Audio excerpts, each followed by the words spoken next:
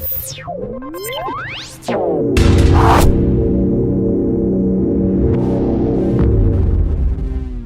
remember the one time we went to this thing, they had this team building thing at a place that I was working, and they had this orchestra, and they did this example with the orchestra, and then the Oaks would play in different time, they'd play the wrong notes and all that, and it would sound like a terrible mess. And then they said, and it was about a 2-hour thing, it was quite incredible. And then they said, right now, when everyone does the right thing at the right time, each performing their part, then it sounds like this wonderful orchestra music, and it's this magnificent tune and all of this stuff. And that was all wow, and everyone said, this is incredible, this was magnificent, this impacted me. And then everyone went to work on Monday morning, and they didn't know how in the world that was going to apply to their job. This is the Active Church.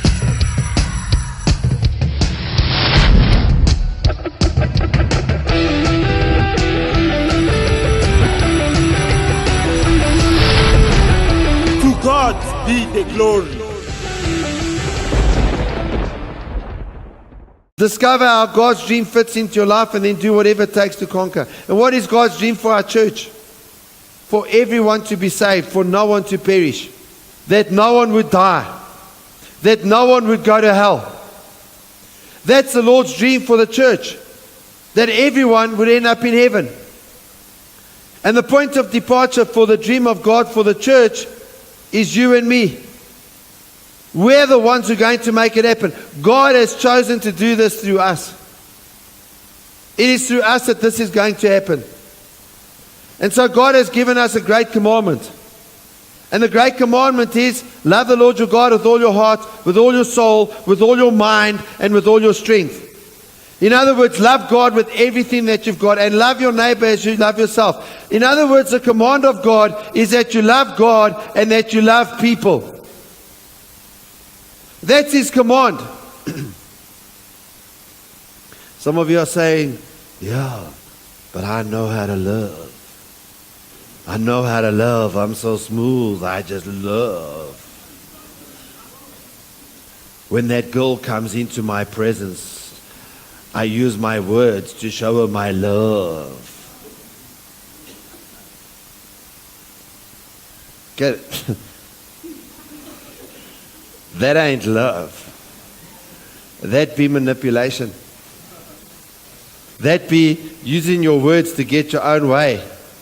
Oh, baby, I'll give you my whole life if you give me tonight. Yeah, right.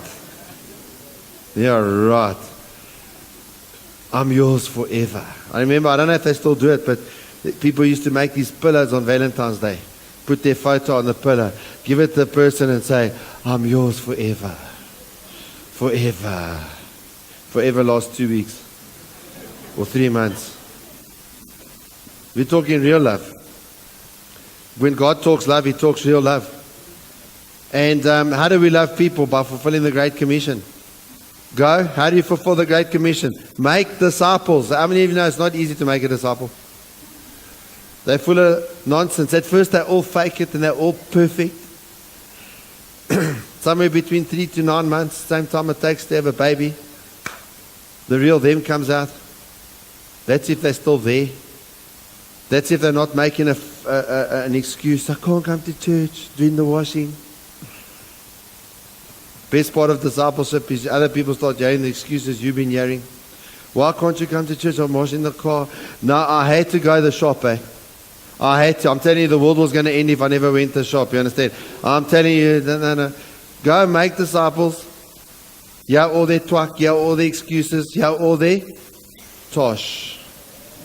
Of all nations. So I'm not a racist. I don't just go to my people. I go to all people. Baptize them in the name of the Father, the Son, and the Holy Spirit. Teaching them to obey everything that I've commanded. And I'll be with you even till the very end of the age. That's the Great Commission. And in order to fulfill the Great Commission, we've got to know about communication. And what did we look at last week in terms of communication? Communication, first of all, is being understood. We communicate with our words. We communicate with our actions. We communicate with our gestures. We communicate with our facial expressions. And then we wonder why everyone always thinks we're mad because we're walking around like this. Or we're walking around so depressed. I'm just such a victim of circumstance. Everything's just coming down on my head. And then we say, people just don't understand me. The reality is, if people don't understand you, go look in the mirror at whose fault that is. It is your responsibility to be understood. If people don't understand you, well, you need to look at yourself. Take responsibility for what you're communicating. Take responsibility for how you're communicating. If someone says you're angry all the time, don't get angry with him. Why have they got that impression? But communication is about understanding others. So don't just worry the whole time about being understood. Understand. How do you understand? You need to listen. You need to ask questions. You need to find out what their heart is. Why are they saying what they're saying? You know, when your authority comes, whether it be in the church or in the workplace or wherever, and they're telling you X, Y, and Z, don't find one word that they sent wrong to get offended. Find out what's their heart. What are they trying to get to you? Understand the context of what they are saying. And so communication is all about communicating your heart. If you're not communicating your heart, that's not real communication. You're just talking. You can say, now I'm talking. You're not communicating. Whether I'm communicating with you, or whether I'm communicating with my wife, or whether I'm communicating with any one of you one-on-one, the communication is being understood and understanding others. And communicating your heart. In other words, I'm sincere. So, communicating our heart is a problem when our heart's corrupt. When we've got hidden agendas and selfish motives, and we don't want other people to know that. I'm giving you all those words because I just want to have sex with you. Guys don't come and say, hey, baby, you're so beautiful. And I'm telling you all this stuff just because I want to get you into bed. I haven't seen that.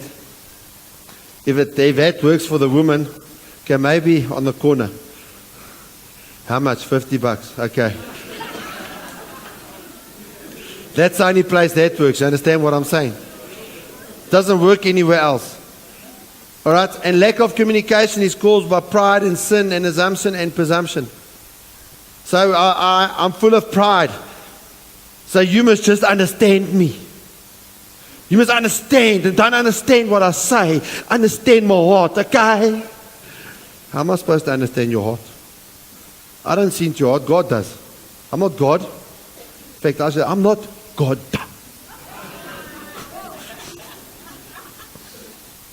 I can only hear your words. Or, no, I'm not prepared to listen to you. Why not? Because I'm right. Why are you right? Because I'm right. Explain to me why you're right. No, because I know I'm right. You should know too, because I know it. That's lack of communication. And Jesus said to them, Matthew 12:34, brood of vipers, how can you being evil speak good things? For out of the abundance of the heart the mouth speaks. I want to shoot now to 5 points to communicate to your team.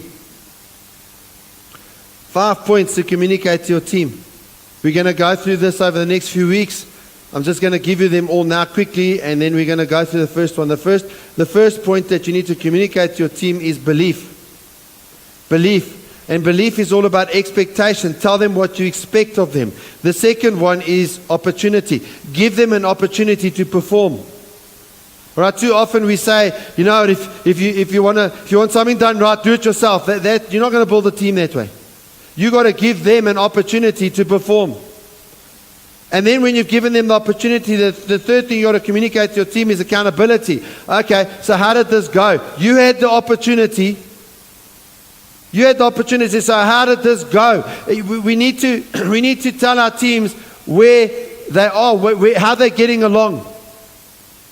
You know, sometimes people are at work and they think everything's going fine. And the next thing the boss calls them and says, you're fired. Why? Because everything you do sucks. And the person walks out all shocked because they thought they were working well. And that happens often because there's no accountability being communicated. People can't improve if they don't know what they're doing wrong, where they're making mistakes. Number 4 is training. And training is all about empowering and instruct and empower where they need it. Right? The reason why you're their leader is because you got stuff that they need, they don't have. And you train them and you instruct them in that. And then number 5 is celebration. Reward them according to their contribution, not their fruit, not the results. Have they done the right thing? The second they do the right thing, you don't wait for the results. You start immediately, you start celebrating it with them. You celebrate it. You celebrate it. Man, this is awesome. Because if they're doing the right thing and they do it for long enough and they're consistent enough, it's only a matter of time, the fruit will come. So this week we're focusing on belief. And belief is expectation. Tell them what you expect of them. Tell them what you expect of them.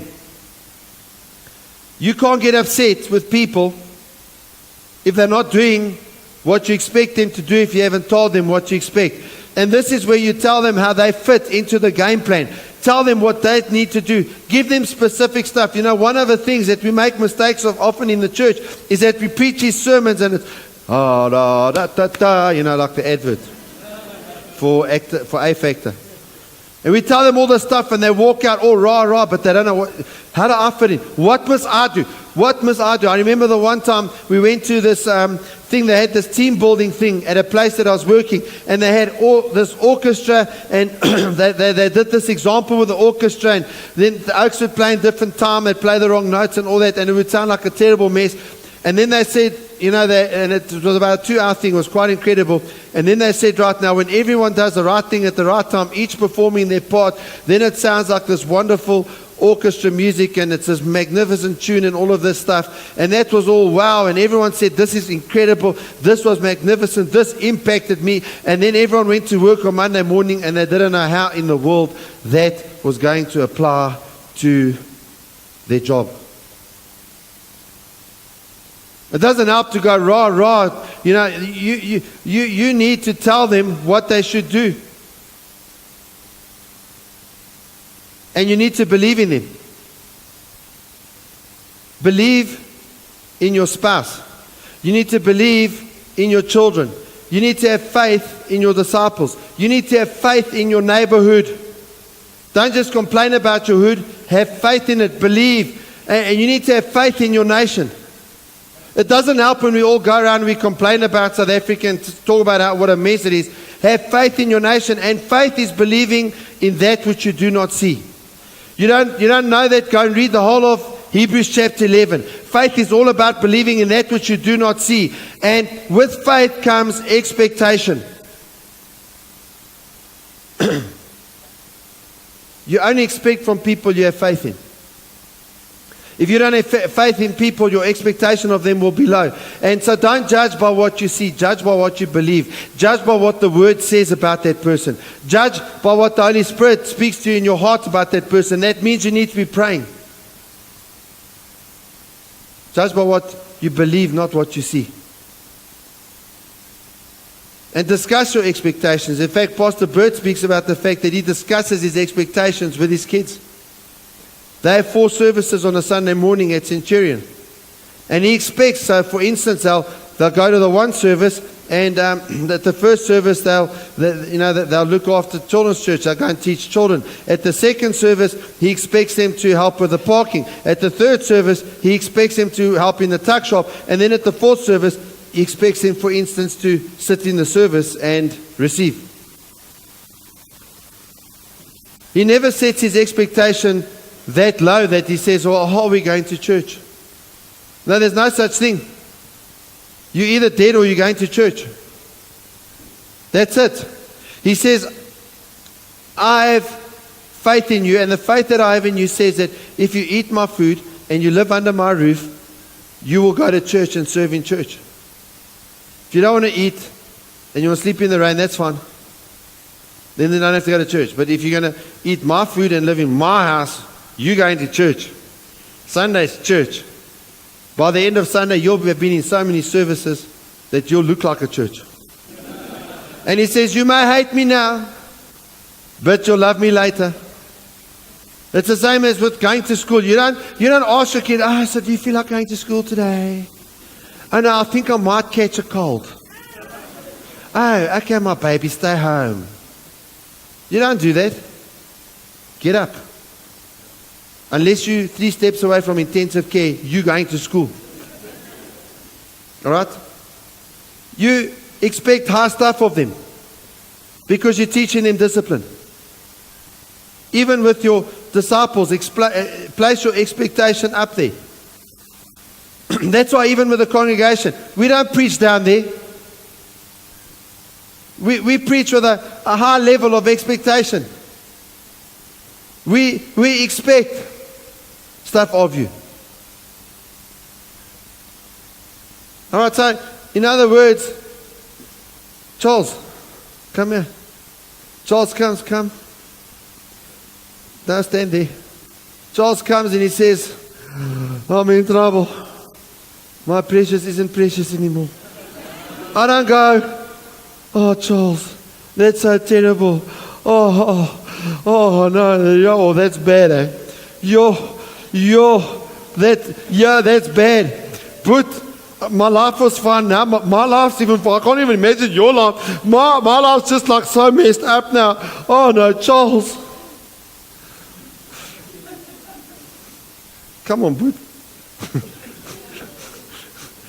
You chose her. Don't come here, your precious isn't precious.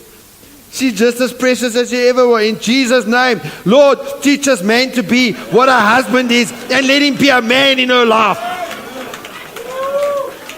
Takes a Catholic, and now he's doing the cross and everything. He's becoming a Catholic now. You can rise up. She can be your precious. Do you treat her as precious? Or do you treat her as smashes and you just like sort her out, eh? Hey woman, what happened to potatoes, eh? They like suck, eh? You never do anything right. Oh, shame. Come to church and eat TLC.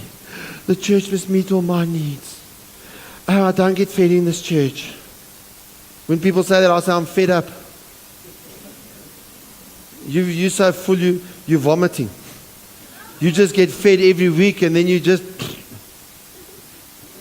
And then you don't do anything. You come out, lack a sermon, pastor, and then next week you do the same rubbish. You understand what I'm saying? You live without the same dream. I don't speak to you like you're a victim. Have you ever thought that, when you come for prayer and someone's praying for you, you're not the only one with problems? How do you know that a doctor never told them you might have cancer this week? How do you know that someone in their family may just have jumped off the Carlton Center because they thought they could fly? How do you know that they haven't got someone in their family that's on drugs and stealing all their money? They also got needs.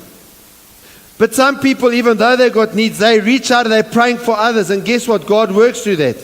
And guess what? You're going to be much happier with your life. And it's going to be much easier for you to go through life living what Paul lived when he said, I've learned to be content in any and every situation. Don't expect me to say, wow, Charles, that's bad, eh? And if you're in a hole, Charles, come be in a hole down here. Sit there. Sit, you're in a hole. So now I'm here and I'm speaking to Charles and Charles in a hole. I'm not going to come get in the hole with you. Oh, Charles. Let's just sit in this hole together. This is so terrible. I'm going to start taking sand. I'm going to start chucking sand on you. And you're going to complain, hey, you're putting sand in my face. But if I chuck enough sand on you, because you're going to shake it off and you're going to be all offended, eventually you're going to realize you're level with the ground. And you can just walk out of that hole. And you can walk and go and sit in your chair. And you don't have to have the whole church looking at you anymore.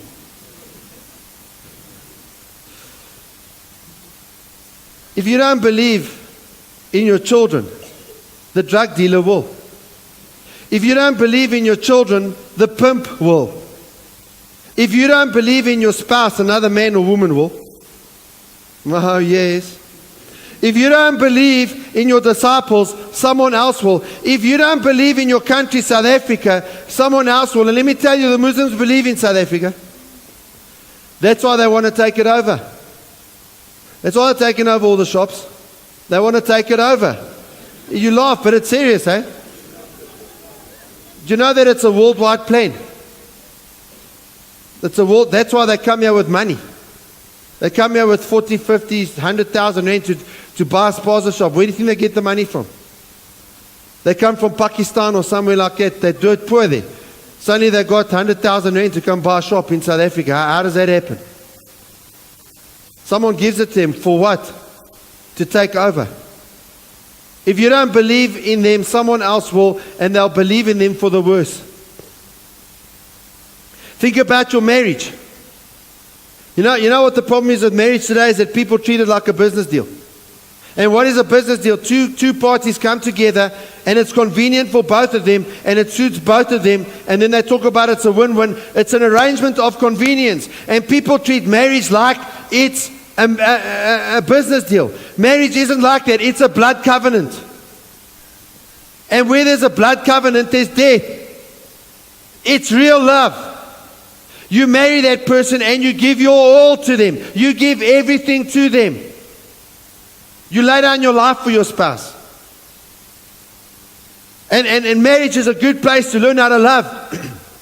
Because they know you with all your rubbish.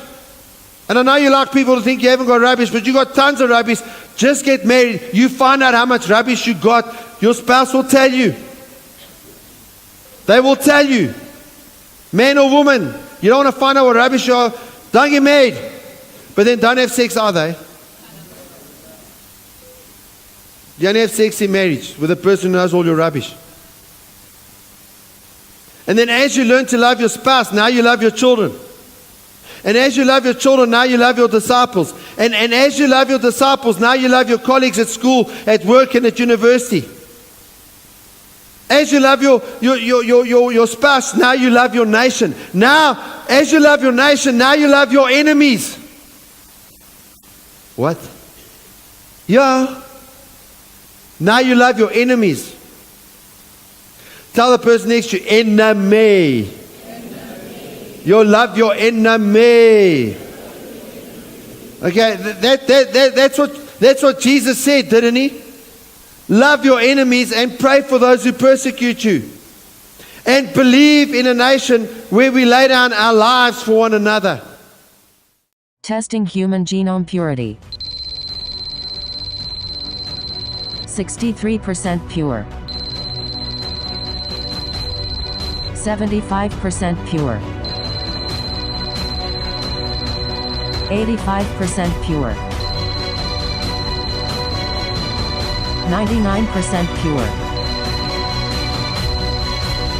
100% pure.